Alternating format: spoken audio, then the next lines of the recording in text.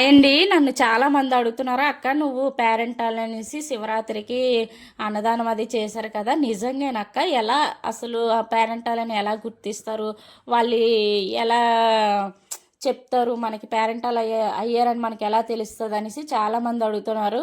కొంతమంది చనిపోయే ముందు చెప్తారండి, కొంతమంది చనిపోయిన తర్వాత కల్లోకి వచ్చి చెప్తారండి. మా రావులమ్మ తల్లి పేరెంటాలు ఏంటంటే ముందుగానే చనిపోయే ముందే చెప్పిందటండి. నేను చనిపోయినాక నన్ను ఈవిడ ఎంత వయసు ఉంటుందంటే చిన్నపిల్లనండి, 11-12 సంవత్సరాల మధ్య చనిపోయిందండి ఈవిడ. చనిపోయినప్పుడే చెప్పిందటండి, నన్ను శ్మశానంలో అక్కడ పూడ్చకండి, నన్ను మన పంట పొలంలో మనం కలం దగ్గర పూడ్చండి.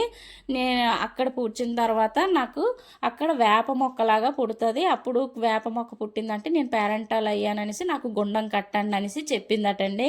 నిజంగా అలాగే మా కలం దగ్గర పంట పొలాలు మా కలం ఒక దగ్గరేనండి. అక్కడ అప్పుడులోను గేదెల్లాట్లు కట్టుకొని అక్కడే పాలు అన్నీ చేసేవారు. అక్కడే పూడ్చారు. అక్కడ 10 రోజుల తర్వాత చూస్తే వేప మొక్క పుట్టిందటండి. అప్పుడు అందరూ నిజంగా పేరెంటాల్ అయ్యింది, చాలా సంతోషం అనేసి ఏమో అక్కడ గుండంలా కట్టి అప్పటి నుంచి శివరాత్రికి చాలా గ్రాండ్గా చేసేవారటండి. అన్నదానం చేసి తీర్థంలాగా.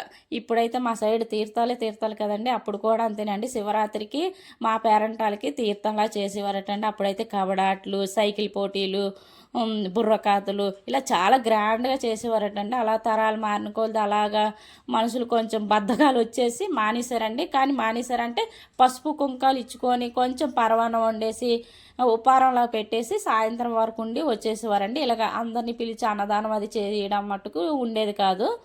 కొన్ని సంవత్సరాల తర్వాత అప్పుడు మళ్ళీ మేము మా ఫ్రెండ్కి నాకు అప్పుడు వయసు ఎంత ఉంటుందంటే 11-12 సంవత్సరాలు ఉంటాయి. అప్పుడు మేము అనుకున్నాం, మనం తాతలు అప్పుడు చేసేవారు కదా, మనం పేరెంటాలు మేము ఎక్కడికి వెళ్ళా ఏం చేసినా ఆవిడని తలుచుకునే ఉంటామండి, మనం కూడా చేద్దామే అలాగనేసి మేమిద్దరం అయితే అనుకున్నామండి. మా వీధిలో వాళ్ళందరినీ చందాలు అడిగి డబ్బులు బియ్యం అన్నీ కలెక్ట్ చేసి ఒక 50 మందికి అన్నదానాలుగా పెట్టుకున్నామండి. అప్పటి నుంచి ఇప్పుడు వరకు చాలా బాగా జరుగుతుందండి. మీరు అనుకోవచ్చు నిజంగా పేరెంటాల ఉన్నదా, నిజంగా ఎలా తెలుస్తుంది అంటే, నిజంగా అండి ఆవిడ అచ్చంగా మన మనుషుల్లో తిరిగేటట్టు ఉంటుందండి. మాకు ఏ కష్టం వచ్చినా ఆవిడ ముందు కనిపించి చెప్తుందండి, ఈ కష్టం వస్తుంది మీకు, ఈ జాగ్రత్తగా ఉండండి అనేసి. నిజంగా నేను ప్రత్యక్ష సాక్షినండి. ఎందుకంటే నాకు పెళ్ళైన కొత్తలో నాకు సిల్లంగా అయితే పెట్టేశారండి. బ్యాక్ మ్యాజిక్ అంటారు కదా, అలాగే సిల్లంగా పెట్టేస్తే మాకు తెలీదు. మామూలుగా జ్వరం వేగాలనుకొని నేను పడుకుంటే మరి లెగిసేదాన్ని కాదు, కళ్ళు లెగిసేవి కాదు, అంత జ్వరం ఉండేది. అప్పుడు నా పక్కకి ఒక అమ్మాయి ఫుల్గా మంచి లంగా జాకెట్ వేసుకొని ఫుల్గా తల్లోని మల్లెపూలు పెట్టుకొని నా పక్కన వచ్చి నా తల్లి ముర్తు జాగ్రత్త తెలుసుకో జాగ్రత్తగా ఉండు అని చెప్పింది.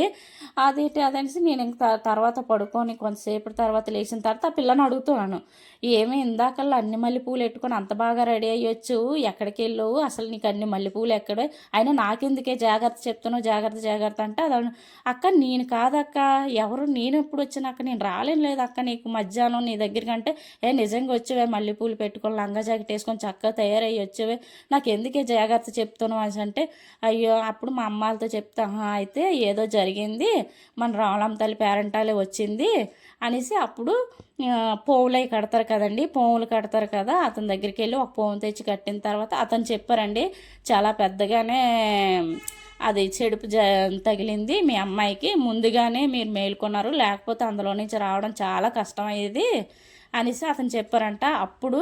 అప్పుడు వరకు మాకు ఫుల్ నమ్మకం, ఇంకా అక్కడి నుంచి ఇంకా నమ్మకం వచ్చింది. అంటే మాకు ఏ కష్టం వచ్చినా మా వెనకాతల నిజంగా మా పేరెంటాలు ఉంటుంది అనేసి అప్పటి నుంచి ఇంకా. కాకపోతే నాకు పెళ్ళి వెళ్ళిపోయిన తర్వాత హైదరాబాద్కి వెళ్ళిపోయిన తర్వాత మేము అప్పుడప్పుడు వస్తాము కుదిరినప్పుడల్లాను. నేను కింద 3 సంవత్సరాల నుంచి వెళ్ళలేదండి, మళ్ళీ ఈ సంవత్సరం వచ్చాను. ఆ తల్లి దయ వల్ల ప్రతి సంవత్సరం వెళ్ళి ఆ తల్లి సేవలు చేసుకోవాలనే కోరుకుంటున్నాను. మేము చేసి చక్కగా సక్సెస్గా అయింది కదా, ఇప్పుడు కూడా ఇంకా సక్సెస్గా అవుతుంది. మా మగపిల్లలందరూ పెద్దవాళ్ళు అయ్యారు, వాళ్ళు ఇంకా బాగా చేస్తున్నానండి. ఈ సంవత్సరం ఏదైనా పెట్టుకుందాం సరదాగా అనుకొని సిరతలు పెట్టుకున్నామండి. వీళ్ళు మా ఊరేలేనండి, ఈ సిరతలు చాలా బాగా చేస్తున్నారండి. విజయనగరం, జామి ఇలాగ చుట్టుపక్కల ఎవరైనా ఉంటే చిరతలో వెళ్ళి ఈ చిన్న కార్యక్రమానికి ఏ కార్యక్రమానికైనా బుక్ చేసుకోండి, చాలా బాగా చేస్తున్నారు. వీళ్ళ నెంబర్ అయితే నేను డిస్క్రిప్షన్లో ఇస్తాను, మీరు దాన్ని చూసి కాల్ చేయండి. ఎవరైనా చిరతలు పెట్టించుకోవాలనుకుంటే చాలా బాగా చేస్తారండి. మేమైతే వీళ్ళని పెట్టుకొని శివరాత్రి రోజు ఇలాగ కార్యక్రమాలన్నీ బాగా జరగాలి, మా పేరెంట్ వాళ్ళు ఇంకా ఇంకా బాగా తీర్థంలా చేయాలని అనుకుంటున్నాం అండి. అది ఎంతవరకు జరుగుతుందో చూడాలి. మేమైతే ఇదైతే మా శివరాత్రి రోజు మా రామలమ్మ తల్లి పేరెంటాలు అన్నదానం తర్వాత చిరతలు పెట్టుకున్నామండి. ఇంత బాగా జరిగింది. వీళ్ళంతా చాలా బాగా చేస్తున్నారు కండి. ఇది ఒక ఎక్సర్సైజ్ లాగా నేను కూడా కొంతసేపు చేశానండి వీళ్ళతో పాటు. కాకపోతే వీళ్ళు స్పీడ్గా చేస్తున్నారు, నేనైతే కొంచెం స్లో అయిపోయినాను. వీళ్ళకి ప్రాక్టీస్ ఉంది, నాకు లేదు. కాకపోతే అలిపోచేస్తుందండి. వాళ్ళైతే అలసిపోకుండా ఎంత బాగా చేస్తుండ్రో. వీళ్ళైతే కొంతమంది ఇంటి దగ్గర ఉంటారు, కానీ కొంతమంది అయితే పొలం పనుల కాళ్ళకి వెళ్ళి వచ్చి చేస్తున్నారండి. చాలా గ్రేట్ అసలు. పళ్ళకి వెళ్ళి వచ్చి చేసి ఇలాగా అలసిపోకుండా కాసేపు కూడా నిలబడకుండా ఇలా చిరతలు వేయడం అనేది, చిరతలు అనేది ఇప్పుడు వచ్చింది కాదండి, మన చిన్నప్పటి నుంచి చూసిందే.